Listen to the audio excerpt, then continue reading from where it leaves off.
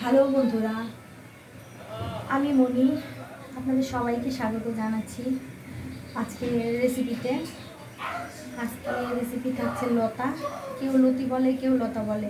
আসলে আমার লতাগুলো কালকে কেটে ফ্রিজে রেখে দিয়েছিলাম, তাই এমন কালার আসছে।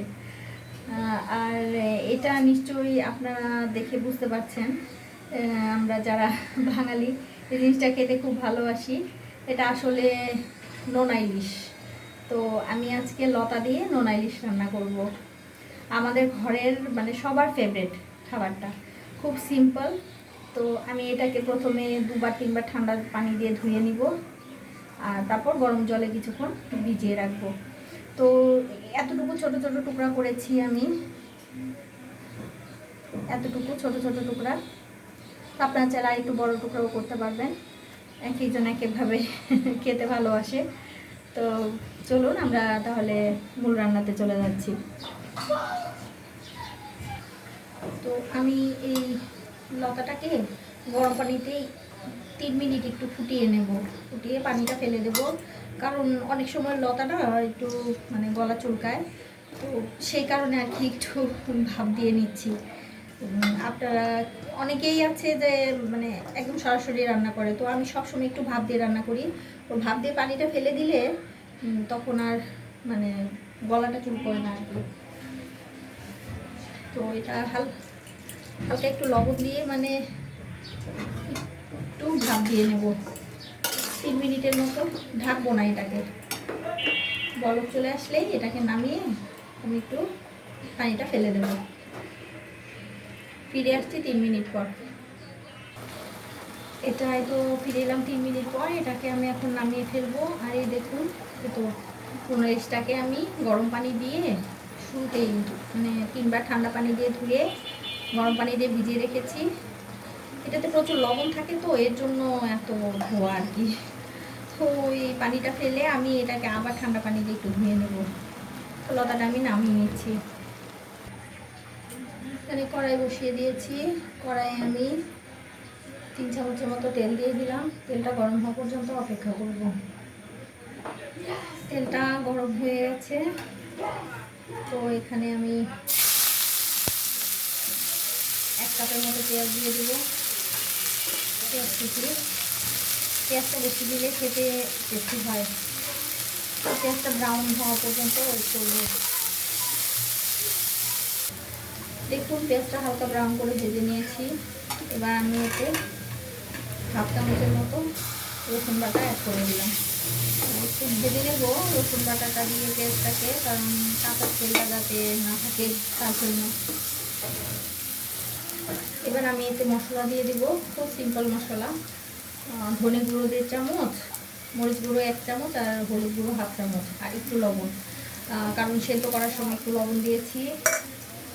আর নোনা ইলিশটাতে লবণ থাকে, তো মশলাটাকে একটু কষাবো আর কি। এটা যখন হাফ কষে আসবে তখন আমি নোনা ইলিশটা দিয়ে দেবো। তো নোনা ইলিশে লবণ থাকে দেখে এটা একটু কম লবণ দিয়েছি। আপনারা পরিমাণ মতো লবণ দেবেন, আপনাদের টেস্ট মতো। দেখুন মশলা হালকা কষে এসেছে, একটু একটু তেল ছেড়েছে। তো এবার আমি এতে যে নোনা ইলিশগুলো দিয়ে দেবো। স্টার্ট করে 3-4টে পেঁয়াজ কাঁচা লঙ্কা দিয়ে দেবো। নোনা ইলিশটাকে একটু 1 মিনিটের মতো মশলার সাথে ভেজে নেব। নোনা ইলিশটাকে 1 মিনিটের মতো ভেজে নিয়েছি। তো এটা সুন্দর গন্ধ বের হয়ে গেছে মাছটার। তো এবার এই যে পানি ঝরিয়ে রাখা লতাটা ওই ভিতরে দিয়ে দেবো। দিয়ে এটাকে সুন্দর করে নেড়ে দেবো। এটাকে নেড়ে চেড়ে দেবো।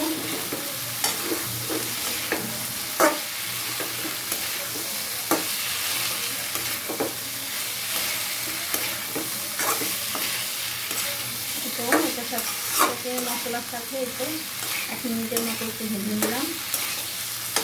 ভেজে নেওয়ার পর এটাতে অল্প পরিমাণে মানে এই তো 1/2 কাপের মতো পানি অ্যাড করে গ্যাসের ফ্লেমটা লো করে দেবো। গ্যাসের ফ্লেমটা লো করে দিয়ে এটাকে একটু ঢেকে দেবো। তো এটাকে ঢেকে দিলাম, ফিরে আসছি 7 মিনিট পর। তো ফিরে এলাম 7 মিনিট পর। তো দেখুন এই অবস্থা এখন। তো লতাটাও সেদ্ধ হয়ে গেছে সুন্দর। এর থেকে বেশি সেদ্ধ করলে ওভার কুক হয়ে যাবে, একদম গলে যাবে। তো এবার আমি গ্যাসের ফ্লেমটা একটু হাই করে দিয়ে এটাকে একটু ভাজা ভাজা করবো। আর আপনাদের বললে বিশ্বাস করবেন না, এত সুন্দর একটা স্মেল বের হয়েছে, মানে নোনাই ডিশের একদম ইলিশ মাছের মতো স্মেল বের হয়েছে। আর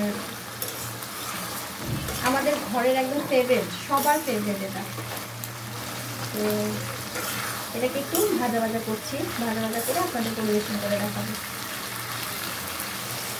আর একটা কথা, লঙ্কাটা যখন হয়ে আসবে তখন কিন্তু বেশি ঘাটবেন না, ঘাটলে কিন্তু এটা এড়িয়ে যাবে, মানে ভেঙে যাবে, ছাড়া ছাড়া হয়ে যাবে। এই দেখুন মাছগুলো এরকম আস্তে আস্তে আছে।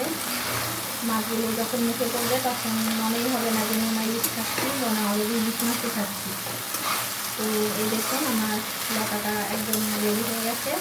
তো এবার আমি আপনাদের পরিবেশন করে দেখাচ্ছি। নামানোর আগে এই তো কয়েক 3টা চেরা কাঁচা লঙ্কা দিয়ে দিলাম, এবার আমি নামিয়ে ফেলবো, এটা ফ্লেভারের জন্য আর কি। তো দেখুন কত, মানে দেখতে কতটা সুন্দর লাগছে, খেতে ততটাই আমি হয় আর কি। তো আপনারা বাসায় রান্না করে খাবেন, আশা করি আপনাদের খুব ভালো লাগবে। তো আজ এ পর্যন্তই, সবাই ভালো থাকবেন, সবাইকে ভালো রাখবেন। আর আমার চ্যানেলটাকে প্লিজ প্লিজ সাবস্ক্রাইব করে দেবেন, কেমন? আর যারা ফেসবুক থেকে দেখছেন তারা প্লিজ ফলো করে দেবেন। তো আজ আসি, টাটা।